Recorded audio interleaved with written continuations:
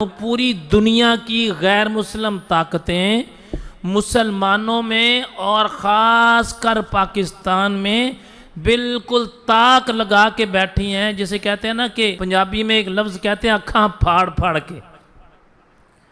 وہ اس انداز میں بیٹھے ہیں کہ کسی طریقے سے پاکستان کو صف ہستی سے مٹایا جائے، خدا نخواستہ۔ ان کے اندر انتشار پیدا کیا جائے، ان کے اندر جھگڑے پیدا کیے جائیں، ان کے اندر مسلکی اختلاف پیدا کیا جائے، ان کے اندر مذہبی اختلاف پیدا کیا جائے، ان کو اس بات پہ مجبور کیا جائے کہ ایک دوسرے کے مسلک کی بنا پر ایک دوسرے کو قتل کریں۔ یہ سنی، وہابی، شیعہ، دیوبندی آپس میں لڑیں، غیر مسلم طاقتیں یہ چاہتی ہیں۔ کیوں بھلا؟ ایک بات یاد رکھیں، کسی سے دشمنی ہو نا، کیا؟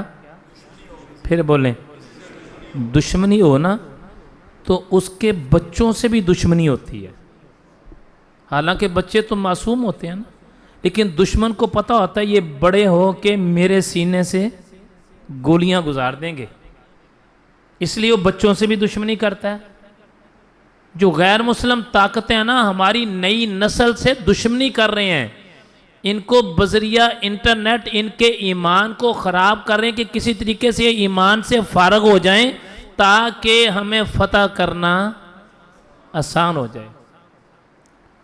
آپ یہ نہیں کہہ سکتے کہ وہ اپنے مقصد میں کامیاب نہیں ہو رہے، بالکل اپنے مقصد میں کامیاب ہو رہے ہیں۔ ہمارے کالجز کے اندر، یونیورسٹیز کے اندر بہت سارے نوجوان جو گوروں کے کہنے پر ان کے نقش قدم پر چلنا شروع ہو گئے ہیں۔ اپنے بچوں کا خیال کریں کہ ہماری اولادوں میں سے کوئی گورے کے نقش قدم پر چلنا تو نہیں شروع ہو گیا۔